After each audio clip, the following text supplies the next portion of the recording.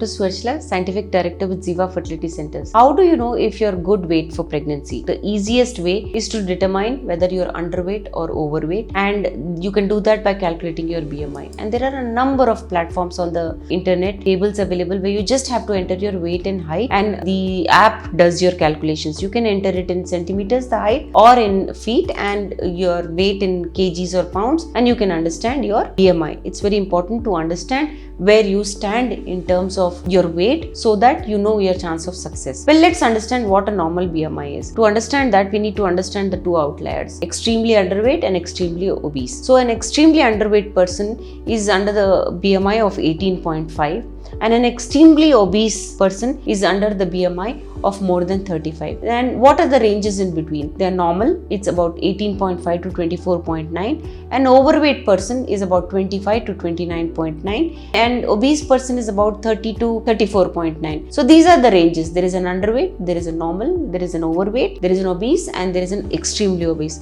So it's harmful to be extremely underweight and extremely obese. Anywhere in the middle can still be perceived as capable of getting pregnant. So how does weight affect fertility in women? Women who are overweight or underweight have problems conceiving due to ovulation issues because the egg does not ovulate. Let us dissect the BMI more carefully. A BMI of 18.5 or less, which is underweight, often causes irregular menstrual cycles and may cause ovulation to stop. That is, egg does not release properly. A BMI of 17.5 or less definitely indicates an eating disorder and needs to be sorted with the help of a psychologist, a psychiatrist, in addition to your fertility or your medical specialist. A BMI of less than normal BMI, if persists, then you consult your doctor to understand the cause of this situation and correct it. So it's not underweight, it's not normal, it's slightly below the normal range, and you need to consult your fertility or your medical specialist for it. A BMI in the obese range will cause irregular menstrual cycle and abnormal.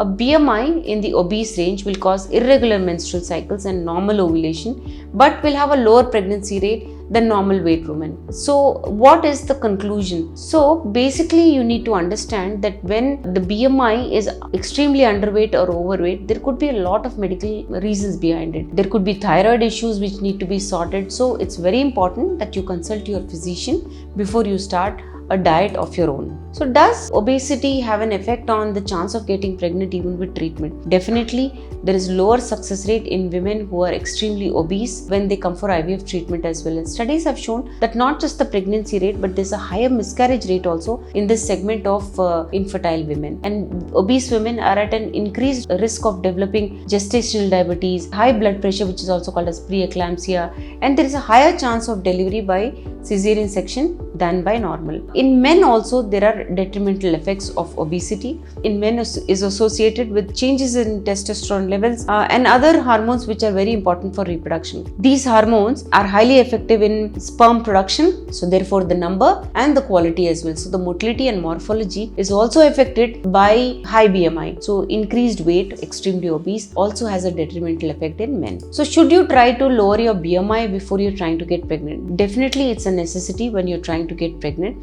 but you should first consult your healthcare provider. Try to lose first, as is always recommended. A diet and lifestyle modification will definitely help you towards it.